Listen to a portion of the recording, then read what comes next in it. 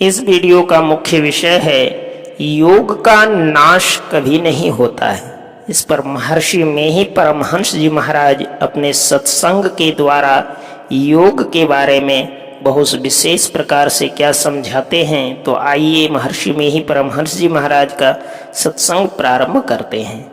सत्संग प्रारंभ करने से पहले निवेदन है, यदि आप चैनल पर नए हैं कृपया चैनल को सब्सक्राइब जरूर करें। तो आइए सत्संग को प्रारंभ करते हैं। प्यारे लोगों, यह छोटा सा 3.5 हाथ का शरीर है। इसमें ऐसा आश्चर्यजनक चीज है कि जो मनुष्यकृत नहीं ईश्वर कृत ही कहना चाहिए। कबीर साहब ने कहा, कबीर काया समुंद है अंत न पावे कोई, मृतक खोई के जो रहे मानिक लावे सोई। यह काया अर्थात शरीर समुद्र है।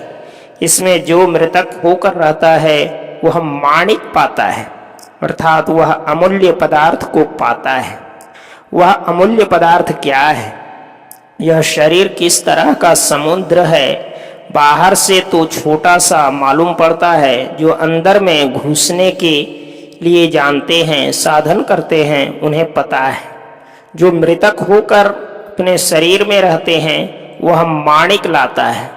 शरीर के अंदर मरकर जो रहता है वही अमूल्य पदार्थ पा सकता है। जीवन की दशा में मनुष्य के शरीर में कंप होता है। कंप बंद होते शरीर मर गया। जीवत मृतक दशा को विचारे।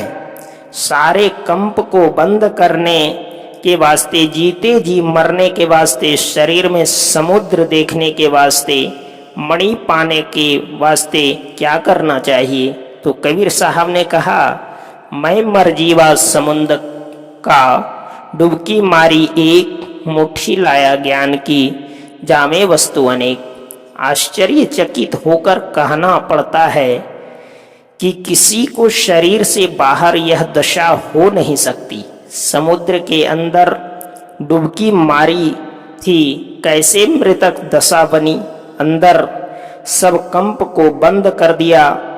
यह सीखो और इसमें ऐसा मालूम हुआ कि शरीर रूपी समुद्र में डुबकी मारे और आकाश में निकल गए, अर्थात शून्य में निकल गए। वहाँ ज्ञान से भर गए, ज्ञान अपने काबू में हो गया। यह अंदर साधन से होगा।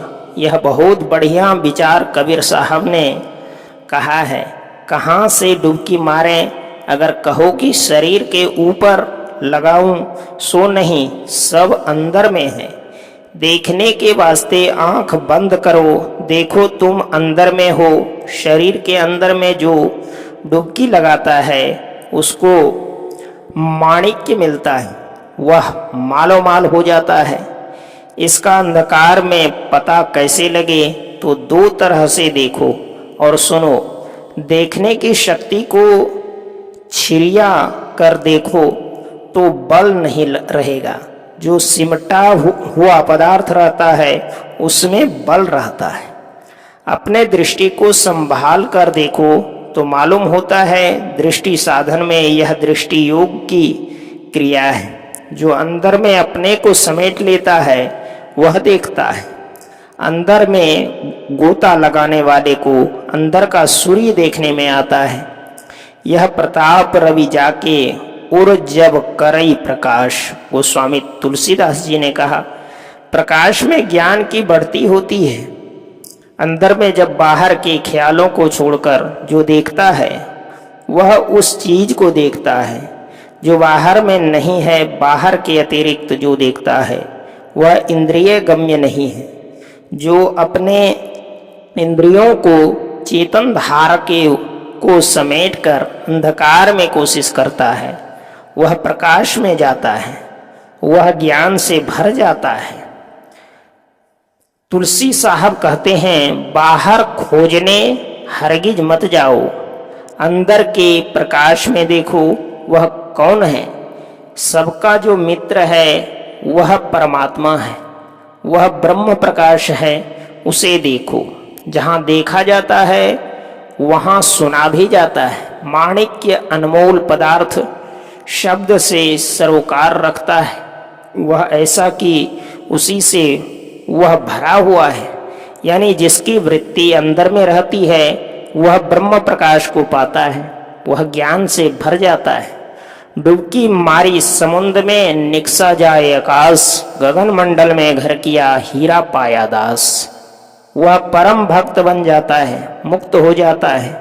यह बाहर के साधन में नहीं है, अंदर के साधन में है। जिसको यह पता है उसको उनको करना चाहिए। जो सत्संग साधना करने आए हैं उनको साधना में क्या करना है, अपने को समेटकर अंदर में रखने के लिए आए हैं। जैसे कछुई अपने अंगों को अपने खोखले में समेटकर रखती है, वैसी ही साधना करने के लिए आए हैं। यह संतों की विद्या है, पर किसी मजहब को नुकसान पहुंचाए सो नहीं। जब तक यह विशेष ज्ञान नहीं हो तब तक कहें कि मैं पूरा ज्ञानी हूँ तो वह पूरा नहीं जानते, वह ज्ञानी नहीं बन सकते। ज्ञानी में जब जानने के लिए कुछ बाकी नहीं रह जाए तब वह पूरा ज्ञानी है। भगवान श्री कृष्ण ने आश्वासन दिया है कि योग का नाश नहीं होता, इसके आरंभ का नाश नहीं होता, इसका उल्टा परिणाम नहीं होता, और यह महाभय से बचाता है। यह जन्म जन्म बढ़ता है।